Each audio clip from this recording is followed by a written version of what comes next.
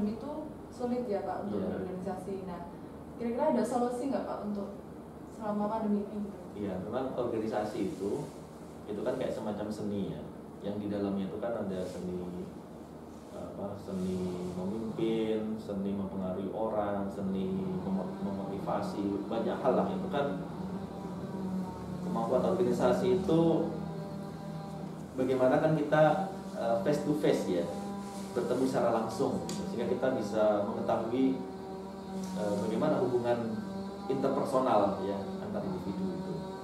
Nah, karena adanya pandemi, kemudian pertemuan fisik itu dibatasi, sehingga kemudian banyak kegiatan organisasi kemahasiswaan yang mengalami kendala atau tertunda atau mengalami perlambatan. Nah, ketika di masa pandemi semacam ini, maka kita kalau harus melakukan kegiatan yang mengumpulkan banyak orang, maka kita perlu melakukan secara online ya, secara online.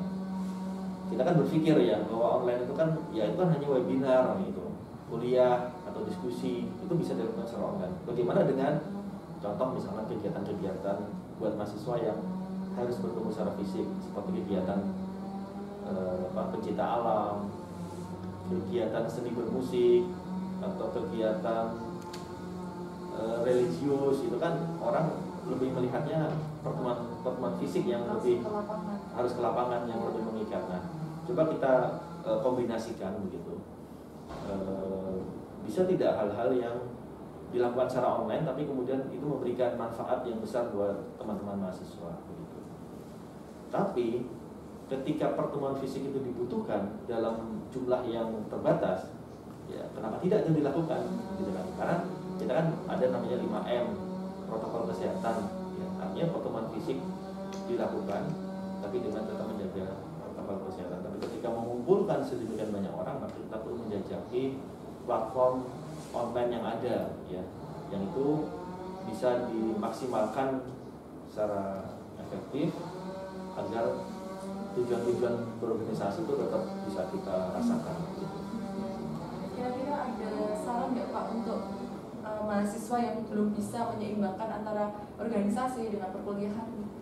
Ya, saran saya buat teman-teman mahasiswa yang tidak bisa menyeimbangkan kuliah dan organisasi,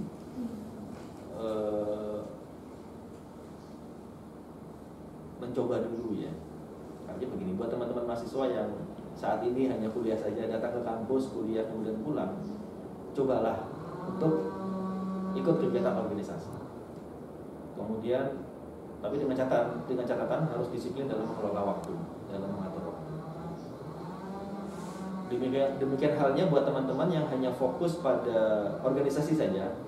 Ya, mungkin ada beberapa ya teman-teman mahasiswa yang kalau kita lihat itu di kampus itu dia sering nongol dalam kegiatan-kegiatan organisasi, tapi ketika kuliah nggak begitu aktif, mengerjakan tugasnya kemudian telat atau bahkan tidak mengumpulkan. Nah, itu perlu dicoba buat teman-teman yang fokusnya ke organisasi untuk mencoba bagaimana kemudian mendisiplinkan waktu kuliah.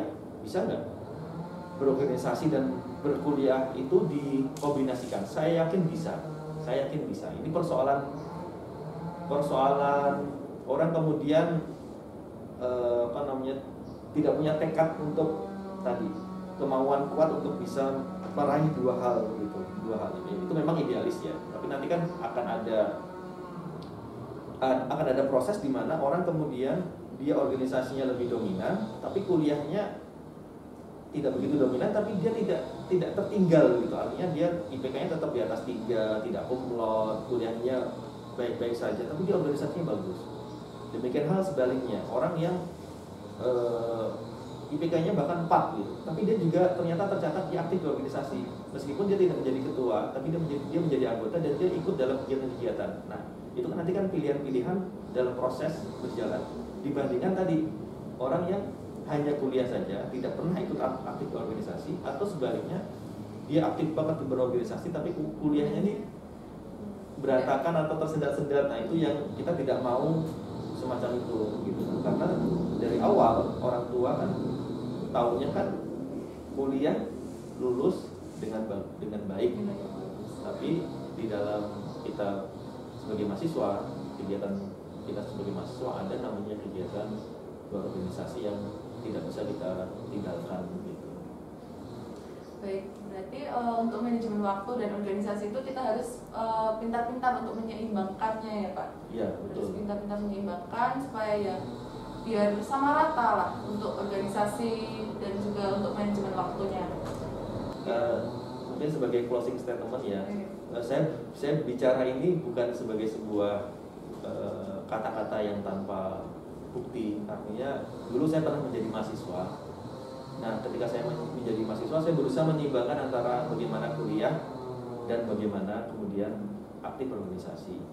Ketika saya lulus, ya lulusnya juga dengan hasil yang tidak mengecewakan, gitu kan.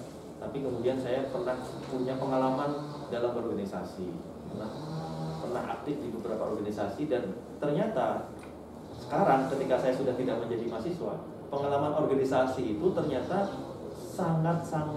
sangat penting dalam kehidupan kita di masyarakat maupun dalam bekerja. Ya, jadi hari ini buat teman-teman mahasiswa yang belum berpikir nanti ke depan, ya, bahwa ternyata kemampuan berorganisasi, terutama soal kepemimpinan, itu nanti malah menjadi sebuah berkah buat teman-teman di masa yang akan datang. Ketika persaingan sedemikian hebat soal nilai akademik, tapi teman-teman punya kemampuan lain berorganisasi yang kemudian itu bisa memberikan jalan buat teman-teman. Itu makanya motivasi buat kita semua bagaimana menyeimbangkan dua hal tadi itu. Iya, betul. Terima kasih Bapak sudah meluangkan waktunya untuk sharing-sharing buat kita bareng-bareng DPM.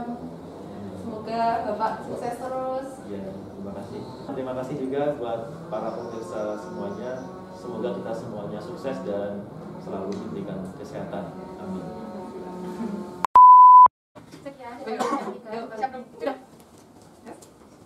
Sekian podcast yang ketiga ini. Sekian DPM podcast yang ketiga. Terus